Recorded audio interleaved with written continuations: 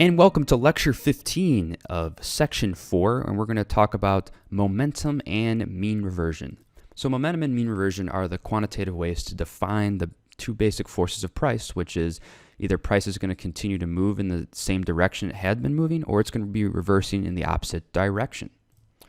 So this is an example of mean reversion, right? Price goes down and then moves higher, and momentum is opposite. Price moves higher and then continues moving higher. And the same thing on the downside. Price moves lower and continues moving lower. So these forces are found on all time frames, and when they equal each other, the result is low activity and high noise. So think about a market that is trying to have momentum characteristics, but mean reversion forces are taking over and the trend just keeps on failing.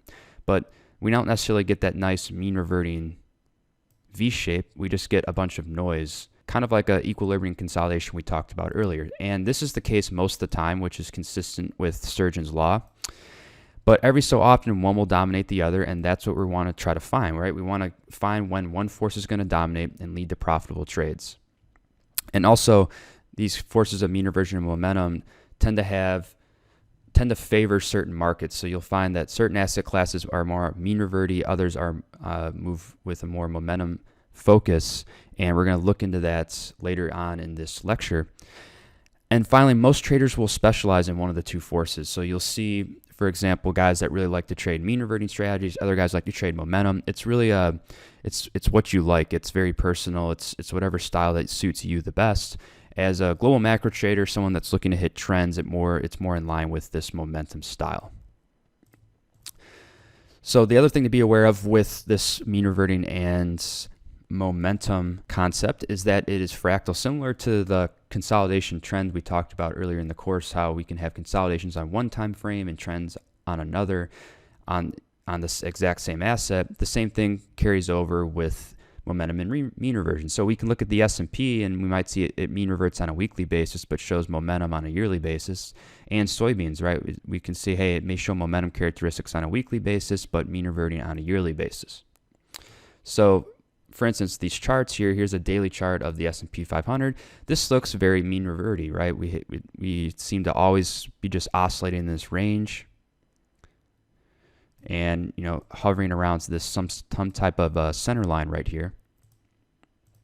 Whereas, we take the quarter bars, the story looks a lot different. It tends to look like we have more solid trends, right? And it's harder to put a mean on this chart. So the characteristic of the chart and the market changes as we change the time frame.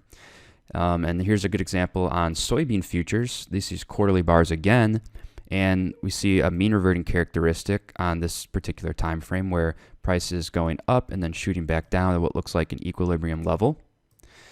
But then if we go and look at, for instance, the weekly chart, that's not as clear. There's not a clear mean here that it's oscillating around. We see more signs of momentum. We have sustained trends, and then it's falling down into that particular trend and staying away from what might be a longer term mean. So we can see these forces play out on all different time frames, and they don't have to be the same on every time frame for a particular asset. So now we're going to get into a little bit of research and check out some studies that have been run on this concept of momentum and mean reversion. And what we find in the data, this is going to be a quick summary here, is that momentum tends to rule in the midterm because of trend psychology and emotions, the stuff that we talked about in the reasons why trends exist lecture. And then mean reversion rules in the long term because we have the debt cycles that eventually have to revert, right? So you can't infinitely stack on debt forever. And then valuations can't go up forever. So we can't continuously pay extremely high valuations in perpetuity for a fixed amount of earnings. So we tend to see mean reversion rule in the long term. Now we're going to start with looking at momentum, and Gary Antonacci is a Harvard MBA. He has 40 years of experience as an investment professional, and he's one of the leaders in the quant world for momentum research. And he's run tons and tons of momentum studies on all asset classes, and he's shown through these studies that momentum properties do exist, and they can be exploited for better risk-adjusted returns than buy and hold. And here's his book right here, Dual Momentum Investing. If you're more interested, you can go ahead and check that out. So the study that we're going to take a look at here defined positive momentum when the excess return, the asset return less the treasury bill return, over the formation period was positive. So all he did was he looked back depending on what the look back period was, let's say it was 12 months, and said, hey, was the asset, did it have a positive return over the last 12 months? If yes, he took a position. If no, he said absolute momentum was negative, and he exited and held 90-day U.S. Treasury paper, U.S. Treasury bills. So the period studied was 1974 to 2012, and let's take a look at the results. So you can see here that for all the look back periods, we have positive results. The only negative result was the GSCI, which is the commodities index. And this is very interesting. So this strategy does hold up. And to clarify here, these numbers are Sharpe ratios, so the higher the better. Sharpe is a measure of excess returns over the volatility of returns. And we can see that the 12-month has the largest cluster of green here. But the key takeaway is that we are seeing a positive returns from this strategy of following what has worked in the past. So like I said in the last slide here, the best Sharpe ratios were clustered around the 12-month look back. And on the 6-month look back, the momentum strategy performed across all asset classes except commodities. So off the bat, we see that, hey, this thing is performing pretty well. Now this next study is going to compare the U.S. momentum strategy to non-momentum. And then we go up through each indice here, T-bond, credit, high yield, etc. And here are the stats for each. So we can see that momentum is actually outperforming consistently. And here's the annual return for the momentum. Here's just with plain buy and hold. And then we can see that the Sharpe ratios are consistently better across each of these asset classes. So even for the commodities index, it was a negative on buy and hold. And with Momo, you at least got something of a positive return. And this study, by the way, used the 12-month look-back period for all of these. And it's very clear evidence that that this momentum does exist and it can be an exploitable strategy in the market. So when you overlay this momentum on the midterm, we see that the Sharpe ratios have, across every asset class, have improved. And this is quantitative evidence that trending behavior in market does exist. And it proves the point that our point earlier that the random walk is largely a false hypothesis. And those herding and emotion effects that we talked about with trends do exist. So now we're going to segue into mean reversion, and there's a ton of literature about mean reversion. We're going to focus on some of the stuff that quant blogger Med Faber has put out. And the first study looks at a period from 1903 to 2007, and it calculates the 1-year returns after markets are down in both 2 and 3 years in a row.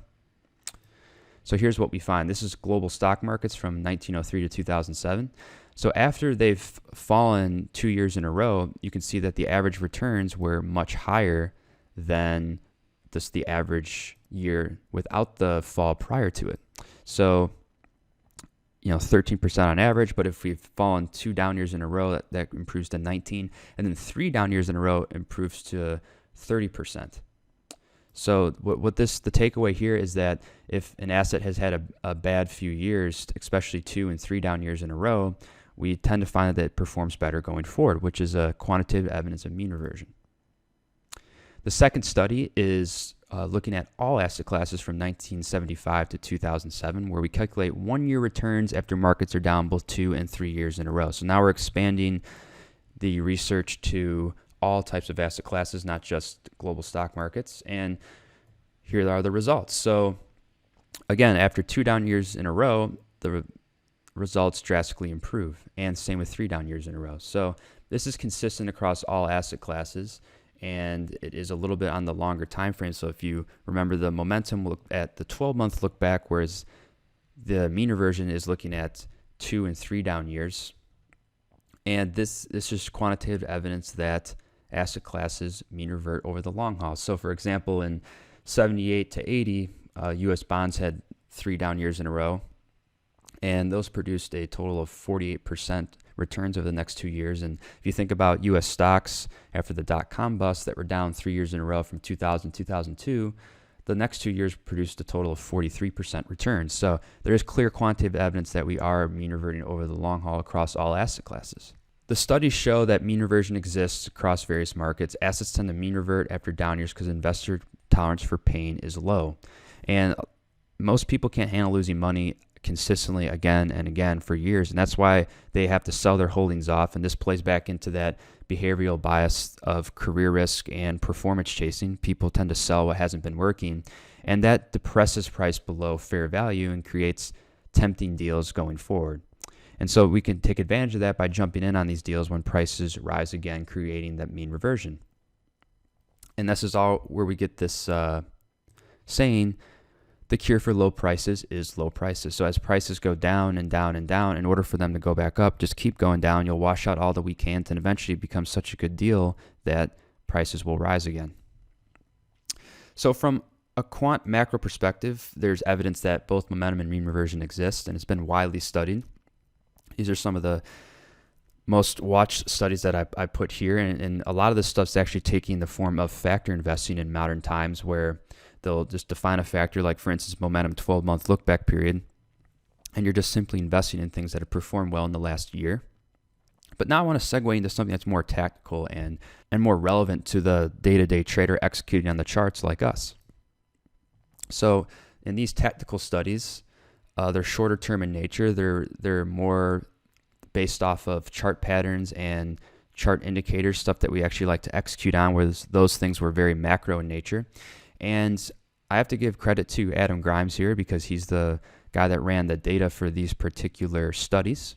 And if you want to check him out at adamhgrimes.com/blog, he has a lot of interesting stuff on there. So we're going to take a look at some very common technical indicators that show mean reversion and momentum.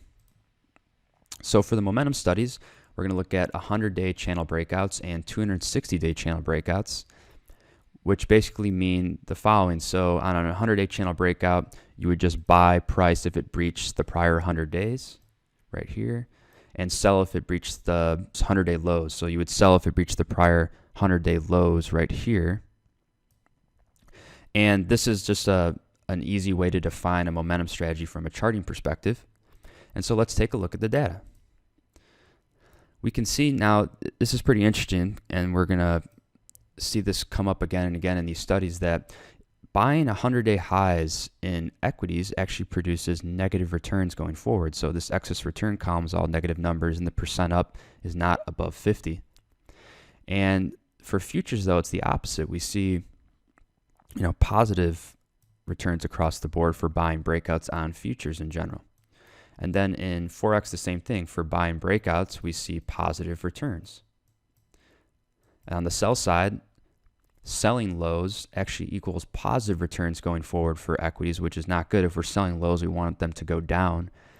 So this 100-day channel breakdown strategy is not working for equities, but for futures, it is working. So when we're selling lows, we're continually get follow through and downward movement, and same for Forex. So it's very interesting that equities here are not checking out on the momentum indicator, but futures and Forex are.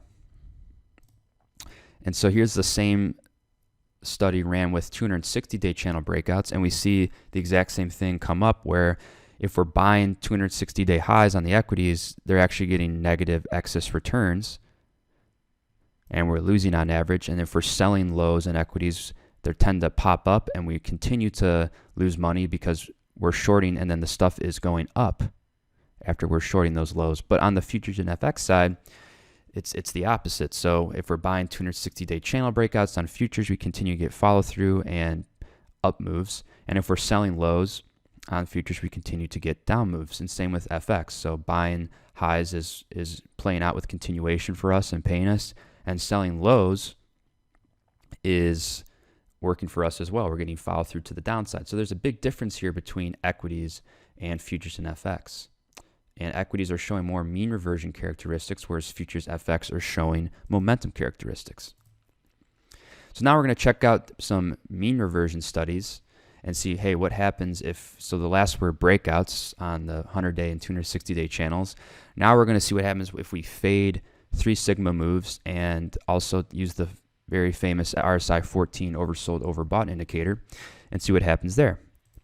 So the 3 sigma move study is just taking the standard deviation. So for an example, on Netflix, you would just take the standard deviation, which is 10.5 points, and if Netflix exceeded a 3 standard deviation move, so it'd just be 10 times 3 here, so about 30 points, we would just look to short that, or if it fell 30 points, we'd look to buy that. That's what fading 3 sigma moves means. And here are the results. So a lot different results than we had on the channel breakout. So if we fade a 3 sigma move to the downside, so buying that dip on the equities, we get that positive return, especially after the few initial days after. And if we're selling that large rally in equities, so selling the 3 sigma move to the upside, we are getting downside movement after it. So that's consistent with the fact that equities tend to be more mean reverting. Now on the future side, if we're fading very large moves by buying a very large down move, we can see the excess returns are actually negative. So the momentum continues to the downside instead of rips back up. And so for the sell on futures, fading those large up moves, the results are fairly mixed here. So we see some downside, but we're also seeing continued upside, which would imply that the strategy is not working well. On Forex, we're seeing mixed results too, but if we're fading the 3 sigma move down, and we're getting excess returns, it's working out for us in the shorter term. Over the longer term, 20 to 15 days after the signal occurs, they start to dip negative again, but it tends to be working. And then on the Forex sell side, if we are selling big pops, we see a little bit of performance here, which is interesting, but it's more or less mixed. So fading 3 sigma moves is working pretty well for equities, and it doesn't seem to work well for futures, especially buying big down moves in the futures market. And then FX is kind of mixed, but it seems like buying big down moves in Forex tends to work out. And so the next study we're going to look at is this RSI 14. So just basically buying when RSI dips below 30 and selling when it dips or when it goes above 70 as a proxy for mean reversion.